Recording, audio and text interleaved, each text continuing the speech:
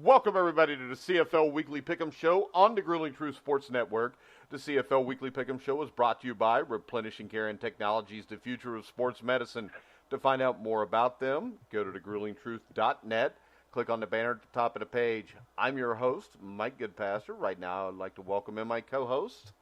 First up, Brian Schmidt. How you doing, Schmitty? Doing good. Once again, this week proved that apparently nobody wants to be the number 2 team in the CFL. Well, and even the number 1 team had a rough time. Robert Drummond, yes, former 4-time CFL Grey Cup winner. How you doing? I'm doing pretty good, Interesting week of football, as we said last week, ending last week, that at some point Calgary's going to stumble. It won't just be that game. They'll lose probably another 2 or 3 games, but Calgary is Calgary at the end of the day, and every team when they play them are going to play, a Grey Cup's caliber team. So it was interesting to watch these week's games.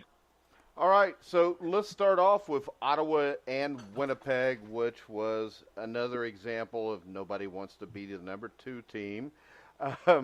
It wasn't even close. It's at Winnipeg. Backup quarterback Dominic Davis scored twice as the Ottawa Red Blacks defeated Winnipeg Blue Bombers 44-21 on Friday night. This is the Red Blacks team that we keep thinking we're going to see every week, Brian, and it just only happens every once in a while. Yeah, they sure know how to make it difficult to pick games because, you think they're going to start on their roll, and then they find a way to lose. And then you take a game like this where on paper you think, oh, there's no way Winnipeg can't win this game, and Ottawa finds a way to win. A lot of these teams just don't make any sense to me at all. Well, outside of Calgary, I don't think anybody makes any sense. Robert, what was your take on this one? Ottawa's an enigma. That's one team at any given week. You can pencil them in as being as you said, the second or third best team in the CFL. And then in the same breath, you also say they're the second or third worst team in the CFL. Which team from Ottawa is going to show up? When it's a team that play like they played against Winnipeg, they'll win a lot of games. When it's a team that played like they played throughout the rest of the year, some games it's just like wow. It's like I look back at my playing days and I knew we were a talented team, but we always went out there and even if we lost a game, it would be close games. They lose games by some of the silliest margins when they should dominate these teams, but. Maybe this is the turnaround, for them this season that shows them that they can go out there, play, sound football and win offensively, defense, and with special teams, and put it all together. It'll be interesting to see. We would hope that, but in the past we've seen this, and then the next week they come out and lay an egg against somebody. When you look at it, William Powell, Robert, ran for over 100 yards, I think 106 yards total. Trevor Harris was 29 for 39. Dominic Davis, as we said, comes in, scores 2 touchdowns. I mean, really, this Ottawa team and Winnipeg, neither one of these teams should ever lose a game by 23 points. No, I mean, Trevor Harris, I think, is the leading passer in the CFL right now this season, with Mike Riley being first, but he's the type of quarterback, who can just go out there and just take charge and take command. And you would think with him at the helm, they'd be a much better and much consistent team, but they're not. Yeah. I guess we'll still keep waiting for the number 2 team. McLeod, Bethel Thompson, and the Toronto Argonauts came out on top against the BC Lions in a hard-fought 24-23 home victory on Saturday. The 30-year-old quarterback completed 18 of 29 passes for 260 yards and a touchdown to win his second career start and give the Argos their 3rd win of the season. And the thing that stuck out to me here, Robert, was James Wilder Jr. Finally looked a little bit more like he did last year. 18 carries, 91 yards. And this team is starting to look like, at least in the division they're in, they can compete now.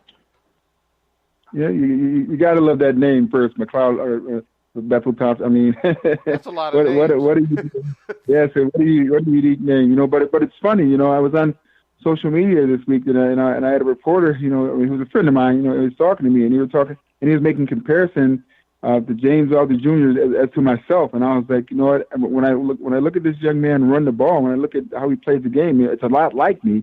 Granted, I mean, I was a back that had world class speed. I had run a 4.3 flat in a 40-yard dash, but other than the speed factor, he's a lot like me. He's a power back that runs downhill, that has good hands, that plays on the other side of the ball. And by that, I mean on the defensive side of the ball, which is good for a running back. So Toronto, I mean, granted, it's only 3 wins, but you have to remember they're in the East. So that any time any team in the East gets hot, they can make a big difference. Yeah, and Brian, for the BC Lions, they're not in the East. They're in the West, and I think this is a huge loss for them. This is a game that they really needed. They've been playing better. Travis Lulay's played well, but this is a game that now they're getting to the point where they're going to be desperate.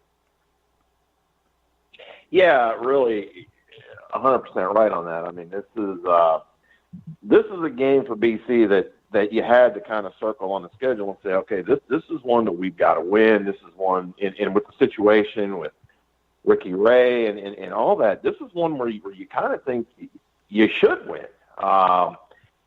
So it definitely puts them in a little bit of a hole. But, BC, I think, is going to be just another one of those teams that some weeks we're going to sit here and go, you know what, not a great team, and then some weeks they're going to come out and be great. And a lot of that, I think, is, if Travis Lulay is healthy, as we said back when he became the starter, it gives them an opportunity to be successful. They still have holes, but it gives them an opportunity to be successful. So I think we're going to see this. One week they're going to look really good. Some weeks they're not. So I think that's just going to be the kind of team they are. All right, Brian, now we're going to talk about another team that could possibly be the number 2 team, and that's the Edmonton Eskimos. And the thing that impressed me here was Mike Riley. I think when you look at him, he's the best quarterback in this league. I mean, he got sacked 5 times in this game, and he still ends up 33 for 42, 424 yards, 3 touchdowns. I mean, Mike Riley is so good that the Edmonton Eskimos might be the biggest threat to Calgary just because of Mike Riley.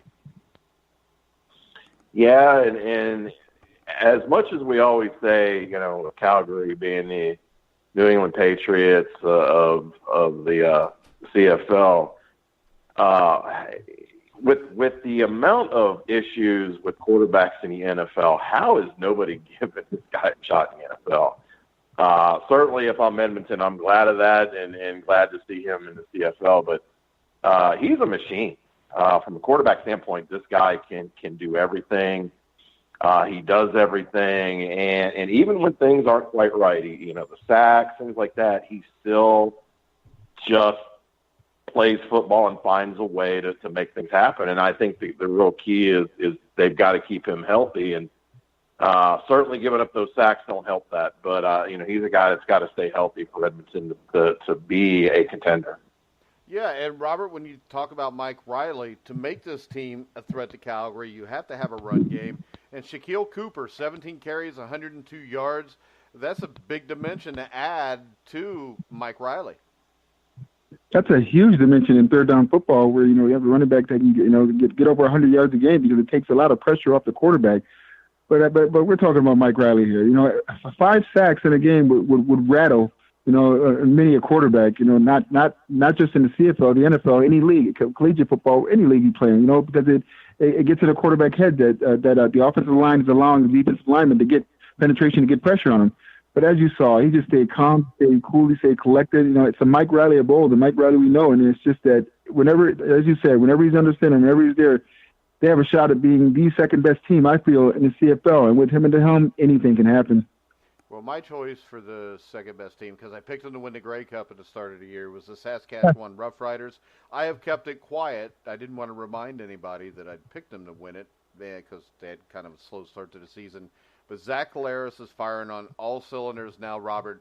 And the Roughriders got points from their offense, defense, special teams, stunned the Calgary Stampeders 40-27. And the thing that's impressive is this. Bo Levi Mitchell still threw 4 touchdown passes. But yes. and the Calgary defense, which has been so awesome so far this season, could not stop Zach Collaros. And the thing that really stood out to me was the way Calgary's pass rush didn't get near Collaros the entire evening. I mean, Saskatchewan looked unbelievable. As I said before, when you play against Calgary, it's like playing against the New England Patriots. You always bring your A game. So Calgary, the rest of the year, is going to get the A game from every single team they play. And that defense was just smothering out there. It was fun to watch. And it's fun to watch a team when they're rolling on all cylinders. When you know you're talented, you can go out there and you can roll on all cylinders. You can play well like you're capable of playing. It's fun to be a part of football like that. And that's one thing mentally for Saskatchewan that they know right now is that, if they just go out there and play their style of football, their brand of football, and as you said, you picked them to win the Grey Cup, you think they're the second best team in the CFL. I could also see that. When they play as well as they're capable of playing, they're a great team. When Montreal plays as well as they're capable of playing, they're still a bad team. That's the difference. Yeah. Saskatchewan is a team that's very, very dangerous and very, very good, and they proved it. All right, so Brian, is this something where Calgary just got caught? You're not going to go undefeated? I mean, there's the only team in professional football I remember do that was the 72 Dolphins. Or is this something where the Rough Riders, we should take them as seriously as I think we should? Yeah, I mean, the Rough Riders, look, we said at the beginning, very, very good team. They've had some injury issues, but this is still a good team, and I think we're seeing a deep team. It's not like they've got that frontline talent and nothing behind it. This is a talented team that just needs to gel right now. Calgary is Calgary. They weren't going to go undefeated, but look, Calgary's Calgary. Everybody comes gunning for them every week, so they're going to slip up once in a while, especially in the regular season. But at the end, they're still the best team in the CFL. Yeah, you can't take them from the number one spot just from one bad performance. Let's go ahead and do next week's games. We'll start off with you, Robert. The Edmonton Eskimos will travel to Hamilton to take on the Tiger Cats. How can you bet against Mike Riley? I mean, he's hot right now, and he's got him in the driver's seat to prove not just to the country of Canada, but to themselves that they are as good as they think they are. And I know we heard that saying before from a coach. A coach I think the coach of the Cardinals one year, he said they are who they thought we are. You know what? The Edmonton Eskimos are who we think they are. They're a very, very good team. But they have to go out there and play with Mike Riley and that performance. Getting sacked that many times and still being able to come back and just have the fortitude to believe in your offense, believe and play as well as they did. I mean, it's always just amazing to watch. A good team play well. Yeah, I think I'd win the game. Yeah, and for most of the season, I think Edmonton has played fairly well. I don't think they've been as up and down as a couple of the other teams we've talked about. I think that's just because of Mike Riley, but they're sitting at 6-3. They're a game and a half behind Calgary. This is a game I think they need to get, and I think with Mike Riley and an improved defense, I think Edmonton wins this one. Brian, what do you think? Yeah, I agree. I think Edmonton will win this. And I agree with you guys. I mean, Edmonton is a very good team, and when you have Mike Riley, he's that guy that can put you in a position to win at any time. And this is a team that's playing better defense, and I can just see this being a team that if they get hot, maybe we do have a number two team. But again, we've had such a revolving door there. But the potential is there for Edmonton. All right, next up, we've got the Toronto Argonauts at the Montreal Alouettes. I don't think it matters who plays quarterback here.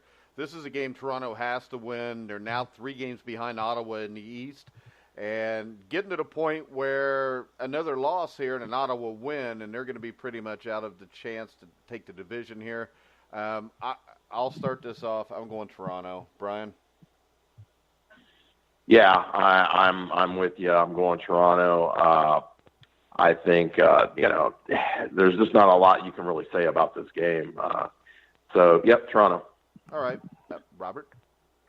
I'm going Toronto also. I watched Montreal, on the game on television last week, and it's just they had flashes of some good plays, but I saw guys dropping balls. I just saw so many fundamental things that are going wrong, and that at some point it doesn't come down to the players; it comes down to the coaching. So I saw a lot of coaching mistakes out there in the players, and I'm just like, I got to go with Toronto because Montreal is just not a good team. All right, next up, we've got 2 teams that both lost this last week, the Winnipeg Blue Bombers at the Calgary Stampeders. But the way I look at this game, Robert, is this. I think Calgary just got outplayed by Saskatchewan. I think Winnipeg played poorly. So I'm going to go with Calgary. They're at home. They're the best team in the CFL. Do you agree? I agree. I don't see Calgary and Boley by Mitchell losing 2 games in a row. That's just not going to happen, you know. And it's home also.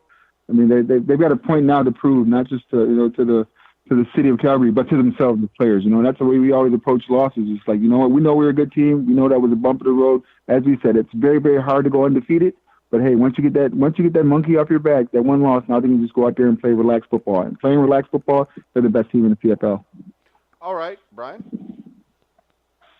Yeah, Calgary, and I'm sure that somebody could probably find this stat and tell me that I'm wrong, but I can't remember in the history of this show. I don't ever remember Calgary losing 2 in a row in the regular season. I'm sure somebody could tell me I'm wrong, but I just don't ever remember it happening. So, Calgary. All right, next up, Saskatchewan at BC. I think this is a huge game for BC. When you look at the crossover, they're only a game behind Saskatchewan right now. This is a must-win situation. The Rough Riders are coming off a huge win last week, which in the NFL we would always say, you know, they're ripe to have a huge letdown here. Brian, will they have a letdown? I don't believe they will. I'm going to go with them. All right, Robert. You know what? I'm going to take an upset here. I'm going to go with BC. I mean, I just think Saskatchewan. Yes, I think they have possibly the number 2 or 3 team in the CFL, but I just think right now, coming off that big win over an undefeated Calgary team, they're just going to be riding high and just take BC lightly. And I think this is their one slip up of the year where they take a team lightly that they're more talented in. And I'm going to give BC an upset. All right. I want to take BC in the upset, but I'm going to go with Saskatchewan. I'm going to go with my pick at the start of the year because they are healthy now, and I think this team is really good when they're healthy. We'll see what happens. It wouldn't surprise me if BC jumps up and bites them in the ass. But I'm going to go with Saskatchewan in this one also. Brian, you got any final closing comments? No. Looking forward to the weekend watching some games and looking forward to winning a championship on Monday. So that's pretty much my only thought. Yeah. Yes. Good luck in the National Arena League Championship game Monday night against Columbus, correct? Yep. All right. So exciting times to win this game. So then I get to go on a cruise. So. All righty. Where are you going on a cruise to if you win? Bahamas. Okay, that's worth it. I hope you win then. Do you get to take like me and Robert too, or you just going by yourself? I get to take one person, and I don't think you and Robert will fit the bill. But if something happens, I'll let you know. Huh? Robert, what do you think of this? I mean, we don't fit the bill. I mean, what's that mean? Yeah. I'm a ton of fun at a party. I assume you are, Robert. You went to Syracuse. I mean, who wouldn't want us to be the significant guy going with him? That sounded gay. Never mind. I know where you're going with that now, Brian. All right, Robert. I knew you were going with it from the first time you said it, so that's why I kept quiet. I was trying to really keep this thing as nice as possible, but All right. Is Stormy Daniels still your first significant other? No. She's my second pick, though. She's your second pick. All right. Well, hell, that makes you better than the president. It was his first pick. Robert, any closing comments? I just want to say, congratulations to a good friend of mine, Joe Montford, for being elected into the, Hamilton, Wall of Fame at the stadium. It's what a great honor, and what a great accomplishment for somebody who I felt in my playing days was one of the top, if not the top, one of the top 2 players I've ever had to play against at rush in. I mean, he was big, strong, fast, tenacious. I mean, I remember I used to circle down every time we had to play Hamilton because I was like, you know what? I got to go against Montford. And I would always tell myself that because I know it was going to be a long day. But congratulations to him for being elected into their Wall of Fame. Because it's a great accomplishment. All right, guys, we're going to go ahead and close the show up for this week. We will be back next Wednesday night to talk about the games that we're probably picking wrong here. I want to remind you that you can hear myself, John Einreinhofer, Jeremiah Pricer on Inside Boxing Weekly at 10:15 live tonight. We will have ring announcer Thomas Triber, who was over at the Tyson Fury fight. He was the ring announcer for that. We'll talk a little Fury Wilder. So make sure you check us out in about a half hour there live. You can hear all of our shows on Spreaker, Spotify, iHeartRadio, iTunes, TuneIn, wherever you find sports podcasts, you'll find The Grueling Truth. So for Brian Schmidt, Robert Drummond, I'm Mike Goodpaster. You've been listening to The Grueling Truth, where the legends speak.